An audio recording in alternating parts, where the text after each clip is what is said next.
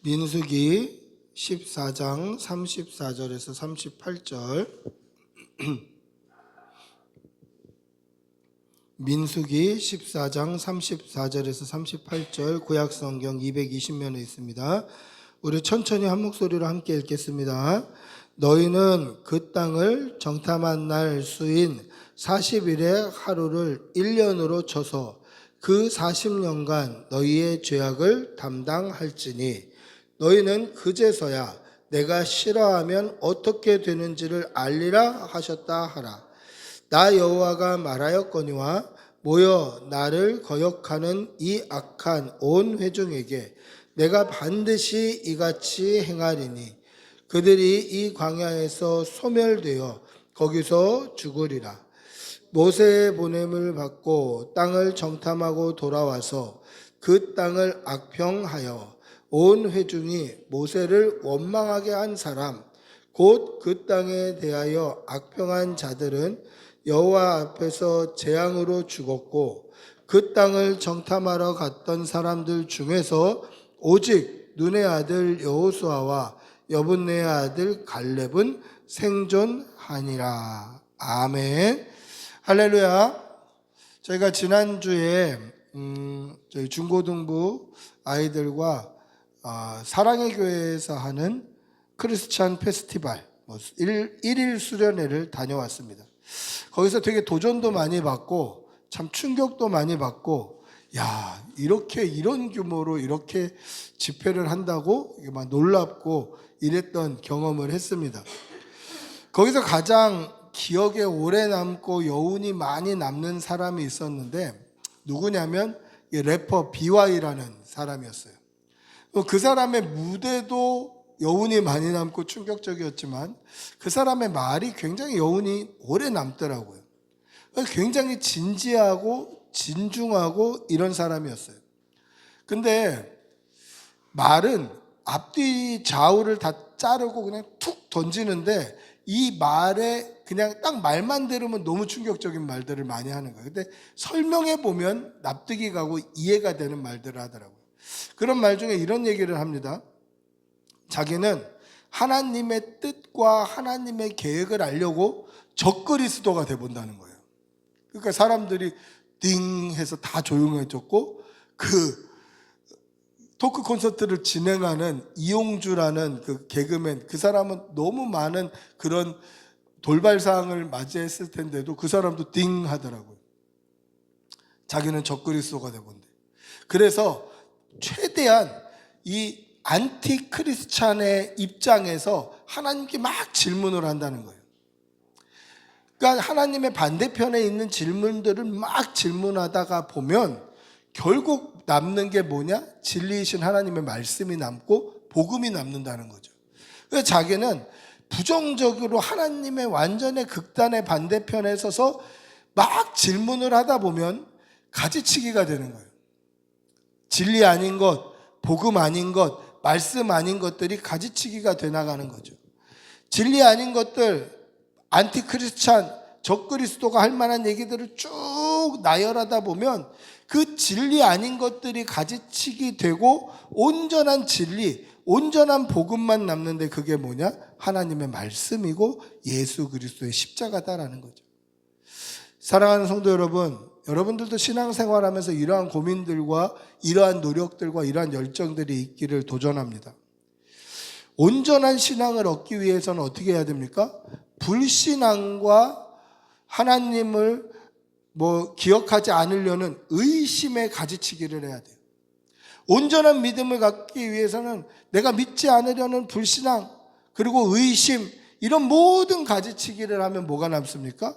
하나님의 말씀과 예수 그리스도의 십자가가 남는 거예요. 여러분들의 삶에 불신앙과 의심의 가지치기를 다 하시고 온전한 믿음으로 구원을 얻는 성도들이 되시기를 축복하고 기도합니다. 할렐루야.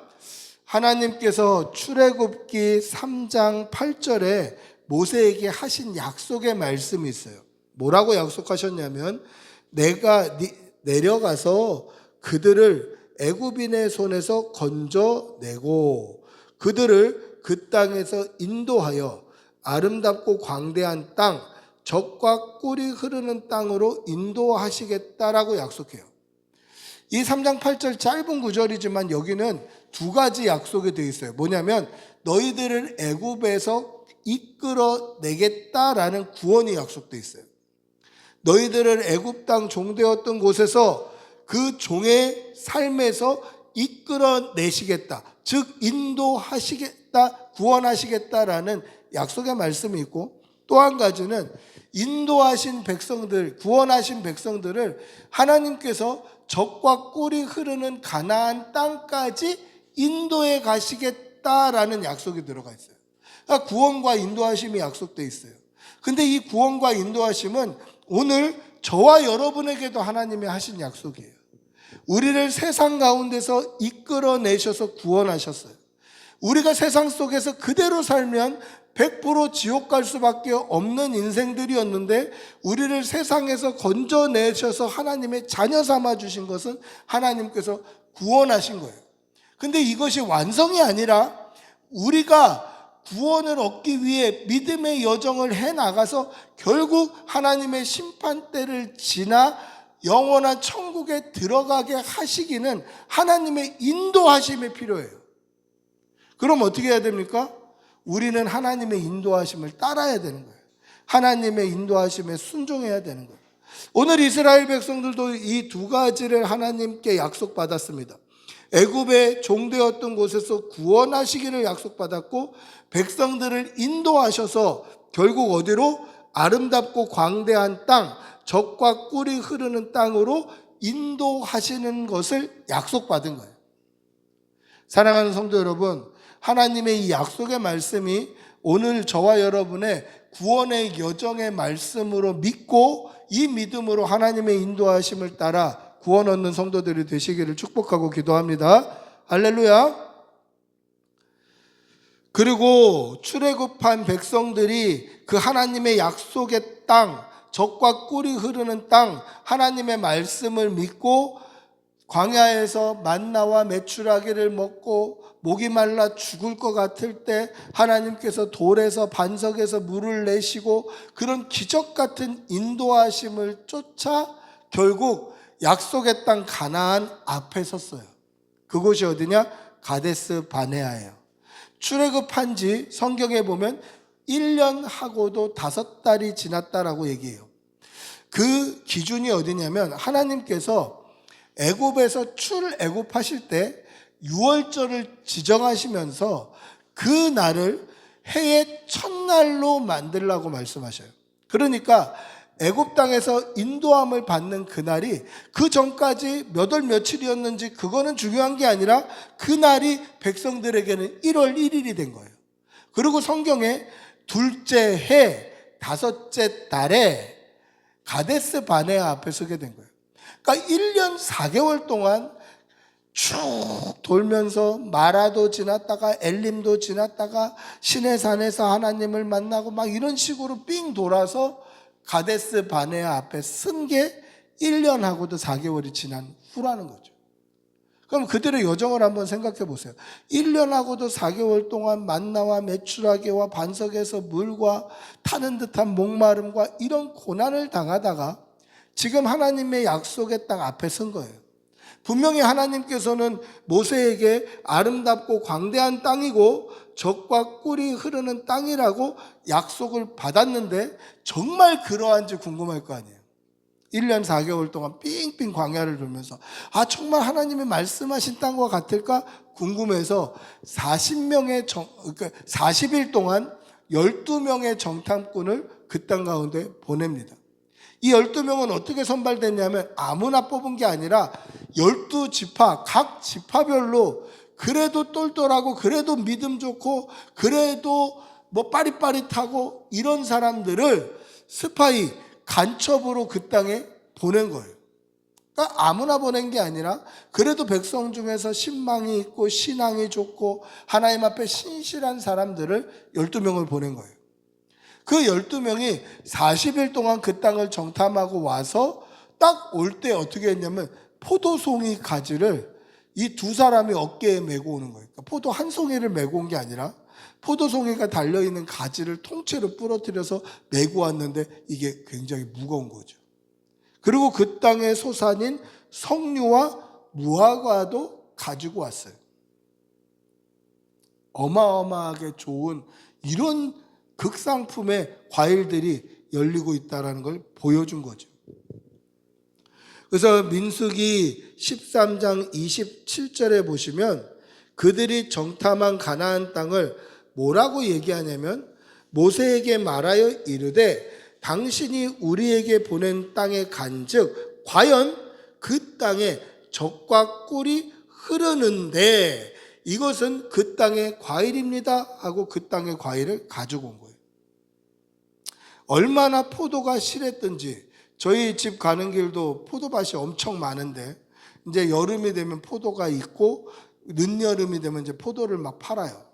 근데 그런 것과 비교도 할 수 없을 정도로 크고 단단하고 사람이 가지를 얼마나 크게 부러뜨렸는지는 모르지만 두 사람이 어깨에 메고 올 정도로 그렇게 튼실했다는 거예요.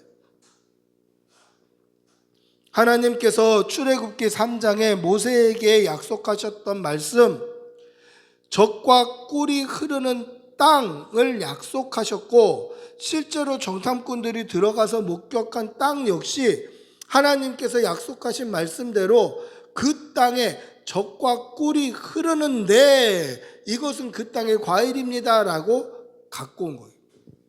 자 보세요. 하나님께서 젖과 꿀이 흐르는 땅을 약속하셨어요. 그리고 가서 봤더니 진짜로 젖과 꿀이 흘러요. 1년 4개월 동안 광야 생활을 하면서 정말 하나님의 말씀대로 젖과 꿀이 흐를까? 젖과 꿀이 흐르는 땅은 어떨까? 그 땅에서 살면 얼마나 행복할까? 사모하고 기대하면서 딱 들어갔는데 12명의 눈앞에 진짜 젖과 꿀이 흐르는 거예요. 자, 그럼 보세요. 하나님의 말씀이 그대로 이루어진 거죠. 하나님의 말씀이 그대로 이루어지면 어떻습니까? 우리는 감사해야 되잖아요. 기뻐해야 되잖아요. 근데 그 사람들은 어떻게 합니까? 그 땅을 악평해요. 여러분 여기서 우리가 좀 오해가 없어야 될 표현이 있는데 젖과 꿀이 흐르는 땅이다 라는 소리를 들으면 어떤 이미지가 떠오릅니까? 풍요롭고 여유롭고 마치 천국과 같이 너무너무 평안하고 이런 이미지가 떠올라요. 그래서 그런 이미지를 뜻하는 말로 젖과 꿀이 흐르는 땅이다 라는 관용적인 표현을 쓰는 것처럼 그렇게 생각할 수 있어요. 근데 젖과 꿀이 흐르는 땅이라는 말은 무슨 뜻이냐면 이 당시에 이스라엘 백성들의 주업이 뭐냐면 목축이었어요. 목축에서 가장 필요한 게 뭘까요? 물과 푸른 초장이에요. 물과 푸른 초장에서 짐승들이 뜯어 먹으면 그 짐승들을 가지고 이스라엘 백성들은 고기와 가죽과 우유를 얻는 거예요. 이게 젖이 흐른다는 표현이에요. 그러니까 젖이 흐른다라는 것은 단순히 뭐 강물에 우유가 흐른다 이런 표현, 관용적인 표현이 아니라 정말 목축하기 너무너무 좋은 땅이라는 뜻이에요. 목축하기 너무너무 좋은 땅. 니네들이 지금까지 살아오면서 목축을 업으로 살아왔는데 너희들이 지금까지 살면서 업으로 삼았던 그 업을 하기에 기가 막힌 땅이라는 거예요. 그럼 꿀이 흐른다는 말은 무슨 뜻일까요? 꿀이 흐른다는 말은 여러분 여기서 좀 힌트를 얻어야 되는데 12명의 정탐꾼이 가나안 땅을 정탐하고 돌아왔을 때 포도송이가 달린 포도나무 가지를 두 사람이 어깨에 들쳐메고 왔고 석류와 무화과를 그 땅의 소산이라고 가져왔어요. 소산이라는 건 뭡니까? 그 땅에서 난 겁니다 라는 뜻이에요. 그 땅의 소산이다. 그 땅에서 난 것이다 라고 가져온 거예요. 여러분 우리가 흔히 꿀 하면 벌꿀을 가장 먼저 떠올라요. 벌꿀, 벌들이 양봉에서. 근데 양봉은 어디서나 할 수 있어요. 꽃만 있으면 양봉은 어디서나 할 수 있어요. 그러니까 굳이 그 땅의 소산이라고 할 이유가 없는 거예요. 신명기 8장 8절에 보시면 가나안 땅을 뭐라고 설명하고 있냐면 그 땅이 꿀의 소산지다라고 표현해요. 여러분 꿀은 어디나 딸 수 있잖아요. 그 꽃만 피면 꿀은 다 어디서나 양봉할 수 있어요. 그런데 그 땅을 꿀의 소산지다라고 하고, 그리고 이스라엘 백성들이 정탐하고 12명의 정탐꾼이 가져온 과일을 그 땅의 소산이다 그렇게 얘기해요. 소산이라는 말이 같죠. 그러면 여기서 말하는 꿀은 꼭 벌꿀은 아닐 수도 있겠다라는 거예요. 제가 이스라엘 갔을 때 예루살렘에 있는 좀 좋은 호텔에 묵었었는데 거기서 이틀을 묵었는데요. 이틀 동안 그 조식으로 나올 때 이 과자나 디저트류에 꿀이 항상 있었어요. 꿀이. 이스라엘이나 터키는 굉장히 꿀이 유명해요. 그래서 저도 터키를 갔다 오면서 튜브로 들어있는 꿀을 사왔어요. 사람들이 꿀을 다 사요. 너무 싸고 너무 질이 막 찰지고 좋으니까 꿀을 다 사요, 사람들이. 그래서 저도 꿀을 좀 사왔던 기억이 있습니다. 그런데 이 꿀이 그 땅의 소산이다라고 하는 것은 굳이 벌꿀만을 이야기하는 것은 아니에요. 왜냐하면 제가 아침에 찍어 먹었던 꿀인 줄 알고 찍어 먹었던, 근데 얼마나 이게 끈끈하냐면 딱딱한 과자를 찍을 때 과자가 부셔져요. 그리고 그 꿀을 이렇게 그릇에다 담으려면 정말 꼭 아주 진한 엿을 드는 것처럼 끈끈해요. 근데 굉장히 달고 맛있는 거예요. 저는 그게 꿀인 줄 알고 계속 먹었는데 선교사님이 목사님 그거 뭔지 압니까? 그러시는 거예요. 그래서 꿀 아닙니까? 맛도 완전 꿀맛이고 너무너무 맛있고 찰지고 꿀 아닙니까? 그랬더니 선교사님이 이런 말씀 하시더라고요. 그게 대추 야자 시럽입니다. 그러시는 거예요. 그리고 이스라엘 밑으로 쭉 갔더니 진짜 야자나무, 대추 야자나무가 논에 못 심어져 있는 것처럼 쫙 심어져 있더라고요. 그들은 대추 야자를 시럽으로 만들어서 그렇게 꿀처럼 먹는데 그게 굉장히 몸에도 좋고 당도도 좋아요. 그러니까 여기서 말하는 꿀이 그 땅의 소산지라고 얘기하는 것과 과일이 그 땅의 소산이라고 얘기하는 것을 일맥상통하다고 한다면 이 과일에서 나오는 시럽이나 잼이나 과일의 그 이것을 꿀이라고 표현하는 거예요. 그러니까 젖과 꿀이 흐르는 땅이라는 말은 무슨 뜻이냐면 쉽게 말하면 너희들이 지금까지 해왔던 목축 이거 하기 좋은 땅이고 또 그 땅에 들어가서 이제 목축이라는 문화권에서 농경이라는 문화권으로 문화권이 이전이 되는 거예요. 업그레이드 되는 거예요. 농경 문화를 더 상위 문화로 봤는데 목축에서 농경으로 업그레이드 돼서 농경 문화로도 굉장히 좋은 땅이라는 얘기예요. 쉽게 말하면 지금까지 네가 살아오면서 해왔던 목축하기도 너무 좋은 땅이고 이제 농경 문화로 전환이 돼야 되는데 정착해서 농경 문화로 전환하기도 너무 좋은 땅이라는 거예요. 그럼 무슨 얘기냐면 이 땅은 뭘 해도 좋은 땅이라는 거예요. 젖과 꿀이 흐르는 땅이라는 말은 하나님께서 하나님의 백성들이 그 땅에서 뭐를 해도 좋은 땅을 주신 거예요. 너무너무 좋은 땅을 주신 거예요. 그런데 그 땅을 하나님이 약속하셨고 실제로 가보니까 젖과 꿀이 흐르는 땅이 있었는데 사람들은 악평을 하는 거예요. 기뻐해야 될 것 같은데 악평을 하는 거예요. 12명의 정탐꾼이 들어갔는데 10명의 정탐꾼 83.83%가 악평을 하는 거예요. 그리고 두 사람 여호수아와 갈렙만 그 땅을 하나님이 주신 땅이라고 믿고 있었어요. 왜 악평을 할까? 왜 악평을 했을까? 그 이유는 하나님께서 말씀하시지 않은 게 그 땅에 있었기 때문이에요. 분명 하나님은 아름답고 광대한 땅, 젖과 꿀이 흐르는 땅을 주시겠다고 약속하셨어요. 그리고 아무 말씀 안 하셨어요. 그런데 가서 보니까 하나님께서 말씀하시지 않은 네피림의 후손인 아낙 자손들, 거인들이 그 땅에 거주하고 있는 거예요. 하나님 이거 왜 말씀 안 하셨지?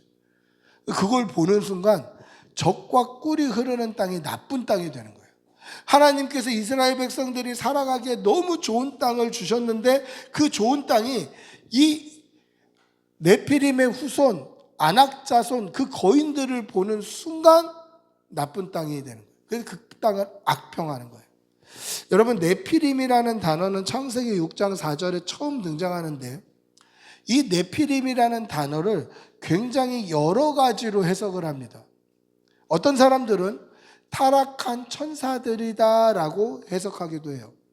또 어떤 사람들은 굉장히 레전드급인 용사들이다라고 해석을 해요. 전설에 나올 법한 용사들이다. 동일한 이야기는 뭐냐면 굉장히 강한 사람들, 키도 크고 강대하고 엄청나게 완력이나 이게 강해서 강대한 사람들, 마치 다윗 앞에 골리앗이 한 명만 있는 게 아니라 수천 명, 수만 명 있는 것처럼 그렇게 느껴지는 거예요. 그래서 전설적인 레전드 같은 그 강한 용사들이 있는 것을 보고 우리가 딱 비교해서 보니까 메뚜기 같이 보이는 거예요, 스스로. 그런데 우리가 우리를 봐도 메뚜기 같은데 그들이 우리를 보면 어떻겠냐라고 그 땅을 악평을 합니다. 여러분 생각해 보십시오. 하나님은 애굽에서 나오기 전부터 젖과 꿀이 흐르는 땅을 약속하셨어요.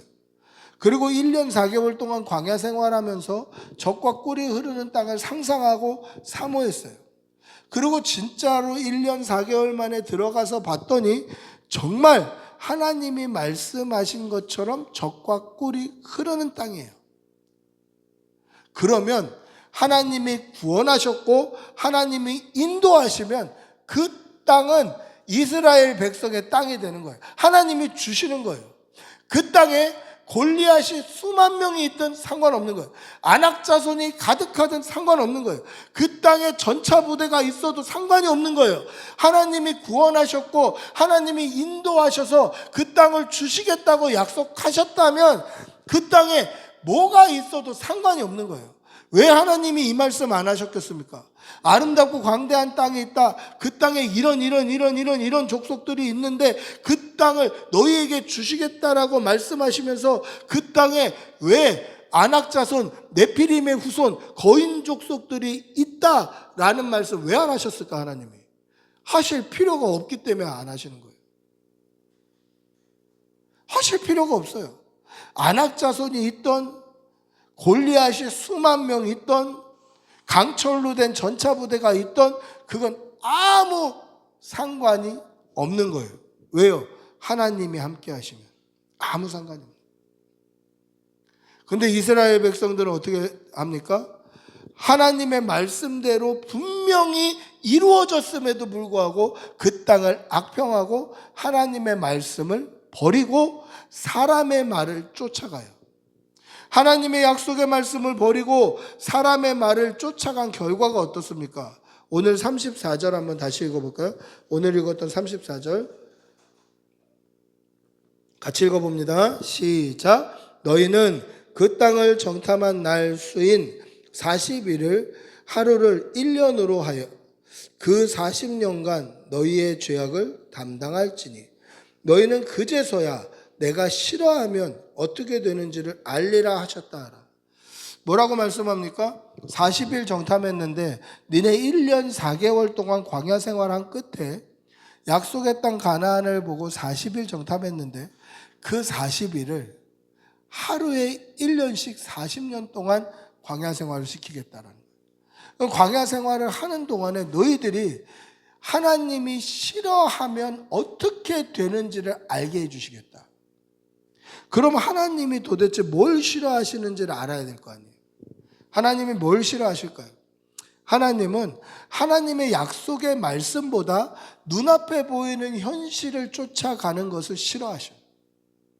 하나님의 약속의 말씀을 따르지 아니하고 순종하지 아니하고 인도함에 믿음으로 쫓아가지 아니하고 사람의 말에 휘둘리는 신앙을 싫어하시더라는 거예요.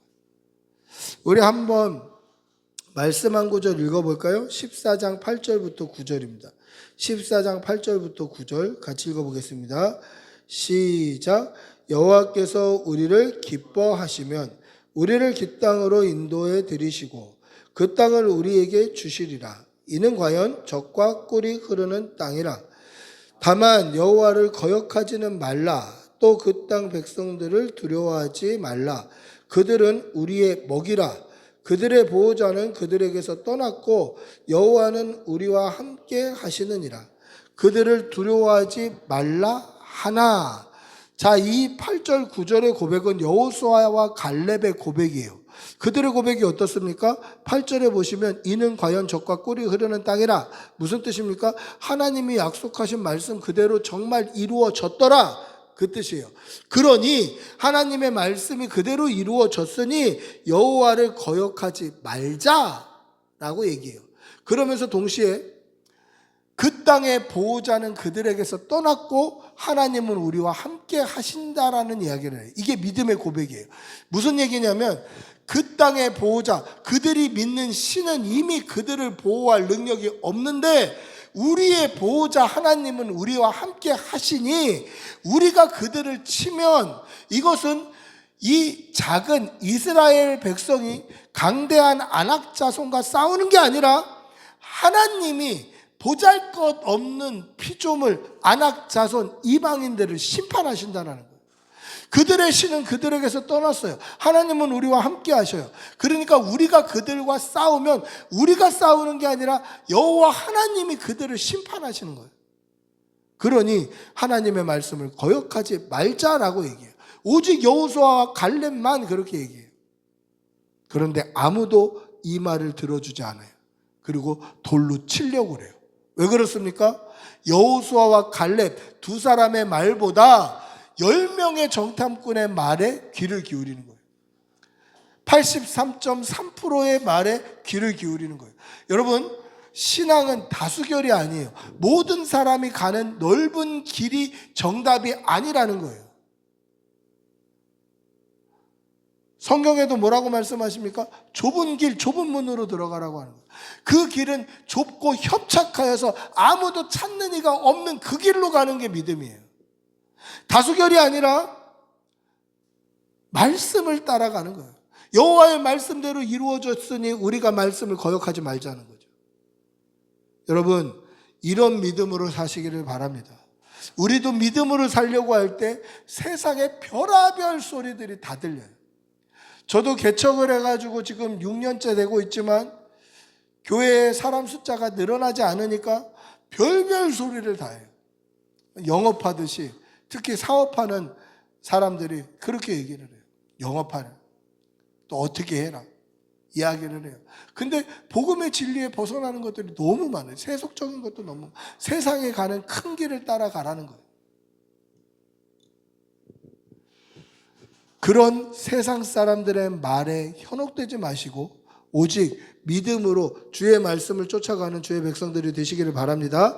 할렐루야. 두 번째 하나님이 싫어하시는 것은 뭐냐면 하나님을 원망하는 불신앙과 의심을 싫어하셔요. 우리 오늘 읽은 말씀 36절에서 38절 한번 읽어볼까요? 36절에서 38절 같이 읽어보겠습니다. 시작.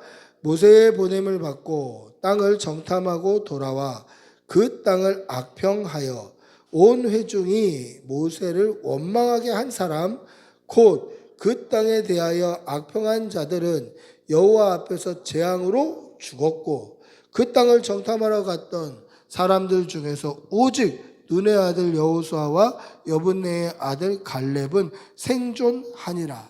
언제까지 생존합니까? 출애굽 1세대 중에 성인 중에서 유일하게 약속의 땅 가나안까지 들어간 사람은 여호수아와 갈렙밖에 없는 거예요. 그들이 돌아와서 하나님의 말씀대로 정말 젖과 꿀이 흐르는 땅은 있지만 그 땅에 아낙 자손이 있더라. 우리가 메뚜기 같더라. 싸우면 안 되겠더라. 그러니 그 땅에 가지 말자. 그냥 광야 생활하다가 좋은 땅 있으면 거기 그냥 살자.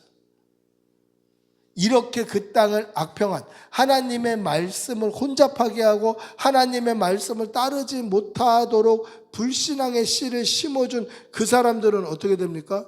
하나님을 악평하고 원망했기 때문에 사실은 모세를 원망한 게 아니라 하나님을 원망하고 하나님을 향해서 의심을 품고 하나님을 향해서 불신앙에 딛기 때문에 그들은 광야에서 심판받게 되는 거예요. 여러분, 우리가 오해하지 마셔야 될 게 있습니다. 하나님은요, 하나님의 피조물, 하나님의 백성을 심판하시기를 기뻐하시는 분이 아니에요. 그들이 불신자라 할지라도 하나님은 그들이 돌아오기를 원하셔요. 여러분 한번 생각해 보세요. 왜 요나에게 하나님의 백성이 살지도 않는 니느웨로 가서 하나님의 심판을 전달하라고 말씀하셨을까요? 그들이 돌아오기를 바라시는 거예요. 요나에게 뭐라고 이야기합니까? 네가 심지도 않은 박넝쿨이 죽은 거 가지고 하나님 원망하냐? 이 박넝쿨 하나 죽는 것보다 저기 있는 불신자들 죽는 게 나는 가슴이 더 아프다. 그래서 그들이 돌아왔으면 좋겠다. 이게 아버지 하나님의 뜻이라는 거예요. 전능하신 하나님이 하시지 못하는 것이 있는데 그게 뭡니까? 믿지 않는 자를 구원하는 거예요. 믿지 않는 사람을 하나님의 아들, 하나님의 자녀, 하나님의 소유된 의로운 백성으로 삼지를 못하시는 거예요. 그래서 그들이 믿기를 원하시는 거예요. 하나님은 심판하시기를 즐기시는 분이 아니라 심판받을 영혼이 돌아오시기를 기뻐하시는 분이에요. 그런 하나님께서 끝까지 하나님을 의심하고 원망했던 그들을 죽이셨다는 거예요. 심판하셨다는 거예요. 그럼 무슨 뜻입니까? 이스라엘 백성이기는 했지만 12명의 정탐꾼, 탁월한 신앙인이기는 했지만 그들은 결국 하나님을 믿지 않고 하나님의 말씀을 버렸고 하나님을 의심했다는 거예요.